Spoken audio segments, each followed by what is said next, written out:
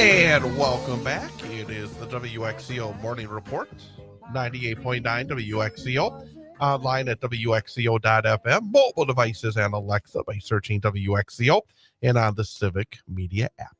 And it is the first week of the month, into the month of October, and that means it's time for another visit with Christine Daniels, the Executive Director of the Good News Project. Happy October! And I got to say, I'm very happy that you reminded me it's time to pay my rent. Did you appreciate that? And the thing is, I got to pay my rent. Okay. I'm terrible. I always wait because you get this little lag period. Yes. And my landlord knows me well enough that I'm good for it. But there's times that something, I got to get it in right now. There's only one time it ever happened where I got a note that it was like the 13th or 14th.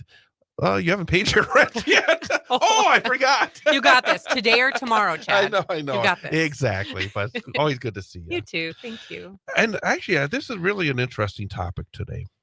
And battery recycling, because to be honest with you, one of the things that I always find, because I have to use batteries in my work, I have recorders and stuff like that, and proper, for lack of it, getting rid of old batteries. And there's different kind of batteries.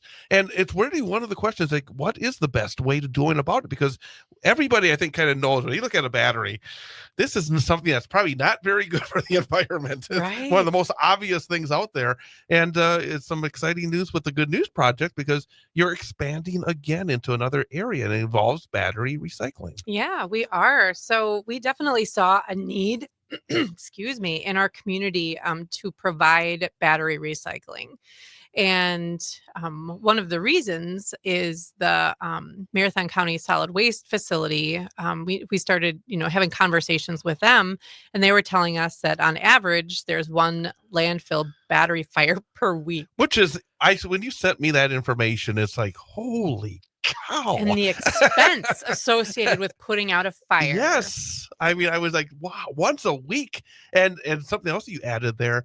Sometimes these fires, if they get going, they can good luck trying to keep it limited, because if you're turning the wrong way, that fire can be pretty big pretty fast. Yeah, right? For sure. So they tell us that the fire department, if they get involved, it can have a cost of about $15,000 per fire. And if it spreads enough and gets into the methane return system, that can be an expense of over $250,000. So people don't think about that when they are throwing their batteries away. And that's, I mean, it's like, you can't do that. Right. I mean, you look at it, and even if you toss a battery into a weight, you hear that sound because it's weighted. It's like, you don't do that. It's true. There are a lot of details associated with battery recycling, however. So there are certain kinds that really need to be, because they are hazardous to your health and hazardous to the environment. There are others, like a standard alkaline battery that does not need to be recycled. Those can be thrown away in your regular household garbage. I still feel guilty doing that, to be honest with you, because I do. I mean, those alkalines, I do too. I mean, it's like, I'm thinking there's got to be a better way than this. But you want recycling to be energy efficient, right? And so you have to be able to recover the good stuff efficiently. And when it comes to alkaline batteries, it would take more resources being put into the process than what you would actually get out of it. So that's one of the interesting things when you were sending me this information I looked at, and I think it goes to a lot of the different kind of activities that Good News Project is involved in, and other folks that are trying to do what's best for the environment, that there's often a criticism, the cost analysis involved. You look at that. We do. That was one of the interesting. You looked at that. Yes, in a perfect world, you would want to be able to properly, recycle or put in the proper space the alkaline batteries, but the cost analysis was made. You do think about that, don't you? For sure. Oh, yeah. A lot of research goes into it. And, we go to the experts. We talk to the people that have been doing this, or who are specifically in that industry, to better understand, what our part could be in the whole process. So when we decided to go ahead and offer rechargeable battery recycling, we wrote a grant to the Community Foundation, and we were awarded a Marathon County Impact Grant to move forward.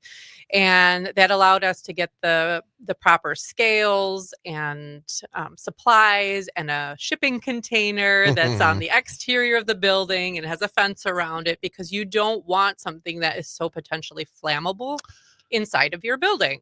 And And real fast on this as well, and another note that you kind of again jumped out at me as I was looking at it, the as somebody that sometimes looks at the odds when it comes to some different things. Oh, 1 in 1 million. Holy cow, that's big. But you have some very interesting information about the human impact on this. Oh, yeah. So what you're talking about, the 1 in 1 million, Yeah. I'm trying to find that one spot specifically. Oh, the failure rate of lithium batteries, 1 in a million. But because there's so many, and you just think of how many lithium batteries are in our lives at this point. So it actually is pretty significant. And it's not, it's not good for human health when those things erupt and the amount of toxic gases that are released from them. I think there's a statistic here between 2014 and 2018, there were 1,500 home fires per year caused by batteries. Batteries! Boom. And you don't hear about that. That's $86 million in really damages. Get reported in the news. You don't see the headline tonight on our 6 o'clock report.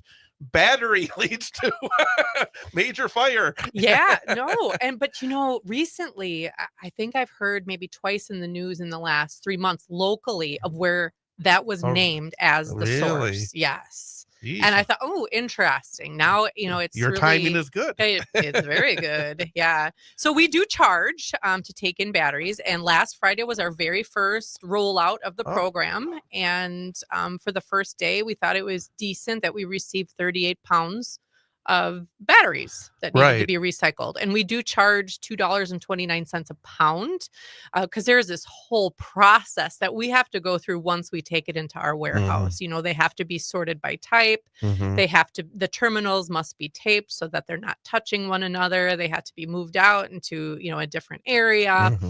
And then if there's something that is structurally damaged, like you might see, one of those square lithium batteries that kind of looks a little bloated. I don't know if you've ever seen one, but once our eCycle program manager, Eric, had brought some into his office, which he has never done again since then, because he was taping them sitting at his desk and one was getting really hot and it was bloated. And he was like, oh my gosh. And he ran out into the warehouse. There's a cement floor, it's a metal building, and he dealt with it okay. But that was definitely a learning experience. Little James Bond action there, tick, tick, tick. So it is more expensive to deal with the structurally damaged batteries. That's $4.99 a pound. In that one or the other, and again, I'm jumping around here, and I hope I'm not throwing you off here a little bit, but I did find interesting how these batteries are recycled. I know, isn't that fascinating? Yeah, that's good. Could you talk a little bit about that, because I think people would be very interested in that aspect of it. So once they end up at a recycling facility, so our end recycler, who is in Onalaska, Wisconsin, they ship to a facility in Nevada, and they actually go through the process of discharging the batteries of their energy, and they neutralize any remaining charge. And then once they're discharged, they go through a shredder to break the materials down. And then the main materials involved are plastics, copper, aluminum foils, electrolytes, and a mixture of leftovers that they call black mass. And it's this dark, sandy texture mixture, and it contains materials from cathodes and diodes. It gets kind of scientific, and but they call that the meat of the battery. And that's where the important materials that can be reclaimed are, in that black mass. So then it brings the process brings the materials down to a molecular level, so that they can be reused indefinitely, really. And there was something I came across this morning when I was just kind of going through all of the information, and it was talking about, lithium mining is, where did it say that? Sorry, Oh, I meant it's actually, yep, you're, the environmental if impact. Like, right at the bottom of that sheet. okay, so it requires massive amounts of water. How can I know this information even more than you do? I know because you read it ahead of time. Ugh. But no, Good job. hey, preparation. I gotta have preparation. But Yes. no, the lithium mining. Yeah. So there's very little ethically accessible, mineable lithium left in the world. Mm, And most of what is left is in the ground and would require displacing human populations. mm. So we really need to reuse the lithium that's already been mined and sourced already. Oh no, I mean that's again just another aspect of where we are. I mean, we have to think about all of this. Again, I of in our lives, yes, there's a lot we have to kind of consider, but we do have to consider this because, again, when it comes to the recycling aspect, and again, this is part of the big picture for at the Good News Project. Yeah. This is again part of it, but it, sometimes we have so we are convenienced so well in our lives, We really are. and if we want to continue to be convenienced, and it's important to think about those next generations, and these are rather simple ways to do it, right? Yeah, they really are. Yeah, I just encourage people to, try to learn more about it. It's been a huge learning process I for can our imagine. staff and our volunteers. Our volunteers had to go through extensive training and they had to sign off on it that Mhm. they went through the training because, we want them to be able to speak knowledgeably and handle the batteries knowledgeably too, so that it's as safe as possible. Along the same lines, and maybe a bit of a big picture, because you decided that, hey, this was an area we wanted to expand into, Mhm. and I imagine that you have to kind of keep an eye on a lot that's going on to say, hey, where's the best use of our time and our money, and for the community as well. Yeah. What ultimately made you decide this was the next step that you wanted to make, that this was important? We had a board member who was very involved at the Marathon County Solid Waste Facility and also, of course, involved with us. And he was the one who was hearing all of these things happening at the landfill. And The fires. right. Yeah. And he's like, I feel like there is a way Good News can step in and help prevent some of these fires. Hmm. And so that's ultimately what it was, is, like this is a health and safety thing. This Right. is an environmental thing. This is something that our community needs. They don't even know they need it yet, but Right. they really do. Um, so yeah, it was really led by a really enthusiastic board member That's who saw that connection and that partnership of it, That's possibility. wonderful to hear, actually. I mean, because it is really important. And let's kind of lay the foundation again. So, because this is a brand new program, it's Mhm. every Friday. Is that Every correct? Friday now. Yes, except for after Thanksgiving. Don't come on Good Friday. We won't Black be there. Friday, Black Friday, sorry. Yeah, Good you Friday, can Black actually Friday. come on Good Friday, but don't come on Black Friday. So again, that's every Friday. Just started last week, and Yes. again, let's make again underline the distinction: Okay. the recyclables as the rechargeables. My mind It's was like okay. Yeah. the rechargeables compared to the alkalins. No on the alkalins, Yeah. but all recyclables important Yeah. to So you recycle. still bring your electronics recycling. We're open for that every day. Every Friday, we still charge 49 cents a pound for that. Now we are also including the acceptance of rechargeable batteries. The cost is $2.29 a pound every Friday from Hmm. 9 to 4 at our facility at Wausau. Fantastic. That's really, really cool indeed.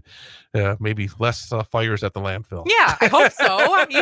Yeah, 38 pounds worth just ended up at our facility and not in the ground. Hey, So that's that's cool. that's the goal, is that'll be the low end. We're gonna Yeah, grow that every exactly. Friday. I think we will. There you go. Well, Christine, always wonderful to have you come on by. Thanks, Chad. You'll be back next week talking again about the For SEEC, the right? sustainability committee. So we will see Yes. you next week Sounds then. great. Fantastic. Again, Christine Daniels from the Good News Project. And again, anything else we want to know about the Good News Project before we wrap it up? We have so many things to talk Oh, about, no, but no. we'll wait till November. Okay, very good. We'll see you next All week then. right, thank you. We're going to take a quick time out and come right back here on 98.9 WXCO. Uh, all right.